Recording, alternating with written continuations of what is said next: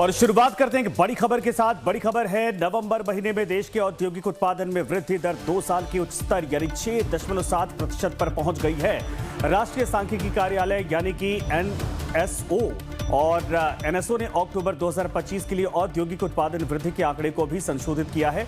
अक्टूबर के लिए IIP वृद्धि को बढ़ाकर 0.5% कर दिया गया है, जबकि पिछले महीने जारी अस्थायी अनुमान 0.4% का था। आधिकारिक आंकड़ों के मुताबिक नवंबर 2025 में विनिर्माण क्षेत्र का उत्पादन 8% बढ़ा है, जो एक साल पहले इसी महीने में 5.5% की वृद्धि पर था।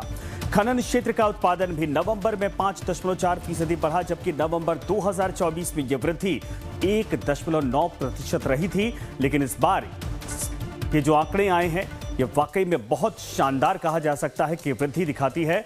औद्योगिक उत्पादन में भारत के रफ्तार को दिखाता है। मैन्युफैक्चरिंग सेक्टर ने रफ्तार पकड़ी है और जिसका परिणाम यह है कि जो आंकड़े अब तक पिछले एक महीने पहले आप समझिए कि जताए जा रहे थे, उससे कहीं ज्यादा अनुमान लगाए जा रहे हैं। और अक्टूबर के लिए जो IIP वृद्धि बढ़ाकर 0.5% कर दी गई है। साथ में आपको बता दें कि पूरी जो जानकारी वो ये है कि भारत की जो विकास दर है वो शानदार रहने वाली है, क्योंकि नवंबर महीने में देश की औद्योगिक उत्पादन में वृद्धि दर 2 साल के उच्च शिखर पर, उच्चतम स्तर पर पहुंच गई है, जो 6.7% हो गई है। राष्ट्रीय सांख्यिकी कार्यालय यानी कि NSO ने अक्टूबर 2025 के लिए औद्योगिक उत्पादन वृद्धि के आंकड़ों को भी संशोधित कर दिया है।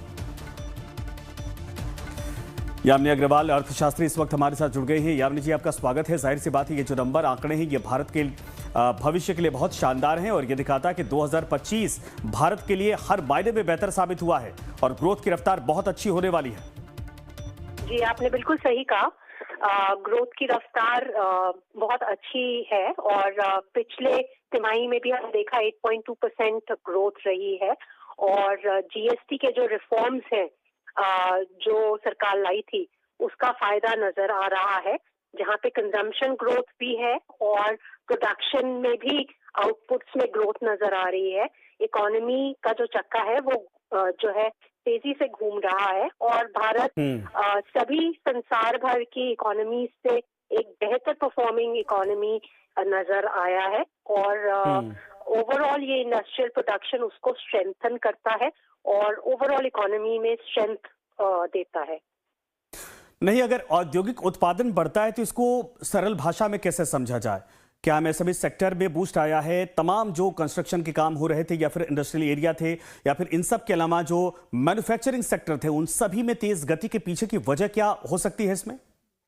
ये देखिए, इसमें माइनिंग और मैन्युफैक्चरिंग सेक्टर में ज्यादा ग्रोथ देखी गई है, जिसका मानना है जो ओवरऑल प्रोडक्शन है उन सेक्टर्स के अंदर वो ग्रो की है। सीधा पहला असर यही होता है कि इससे अगर इंडस्ट्री में आउटपुट बढ़ता है तो साथ ही साथ एम्प्लॉयमेंट जनरेशन की अगर हम बात करें तो लोग ज्यादा एम्प्लॉय होते हैं जब इंडस्ट्रियल प्रोडक्शन बढ़ता है। साथ ही साथ क्योंकि इंडस्ट्री तभी प्रोड्यूस करेगी जब इकोनॉमी में कंजम्पशन होगी, और वो जो एक सर्कल है जिसे हम कहते हैं कंजम्पशन, इन्वेस्टमेंट, आउटपुट का, वो इकोनॉमी में एक फ्लो करता है जिससे इकोनॉमी में एम्प्लॉयमेंट, ग्रोथ और डेवलपमेंट बढ़ती है। बिल्कुल सही, शुक्रिया इस पर तमाम जानकारी के लिए, आपका हमारे साथ जुड़ने के लिए। लेकिन आप तस्वीरें जो देख रहे हैं ये हम तस्वीरें आपको दिखा रहे हैं, लेकिन ये समझिए कि पूरे देश के भीतर इसी तरीके से तमाम जो प्रोडक्ट बनाए जाते हैं अलग अलग कंपनियों में।